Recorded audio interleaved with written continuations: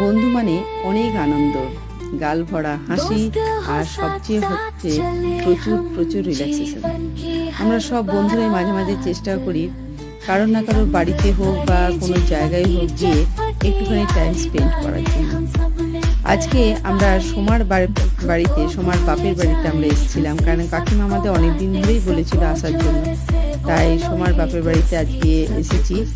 আর কাকিমা আমাদের জন্য প্রচুর আয়োজন করেছিল। সবচেয়ে বড় হচ্ছে কাকিমার ফেভারিট একটা জিনিস, চাউমিন রান্না করেছিল।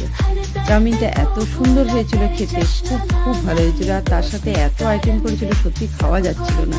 এটা দিয়ে আবার সমাপ্তিকেও একটু দিয়ে দিল। এতটা আমাদের সব মানে পেট ভরে গেছিল, তার মধ্যে ঘুগনি, মিষ্টি, কোনো কিছুই কাকিমা বাদ দেয়নি।